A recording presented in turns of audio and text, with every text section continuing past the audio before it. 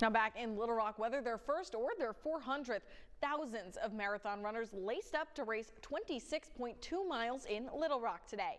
THV11's Jay Jackson shares their stories from the starting line. These people behind me will start their journey from starting line to finish line, and I ended up speaking to a few people who decided to tell me their why for every stride.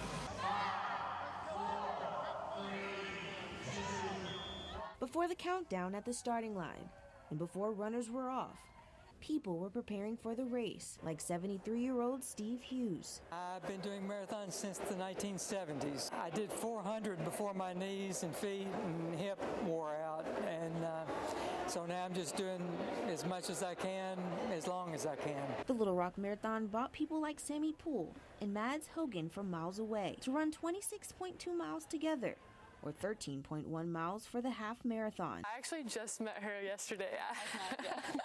We met at a house last night, at a friend's house, and yeah, had mutual friends, and then we're like, you're doing the race? I'm doing the race, that's crazy. My first race ever. Mads Hogan's motivation comes from wanting to overcome inner obstacles. My whole life, I've always been a quitter.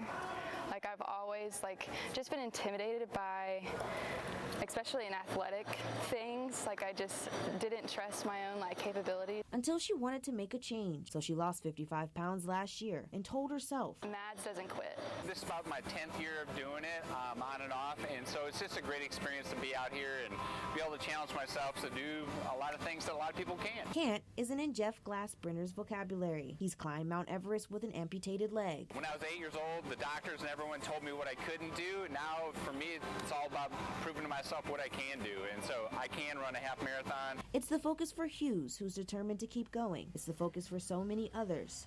The first step is the hardest. I'm just pumped to get across that finish line and be able to tell myself that I did it.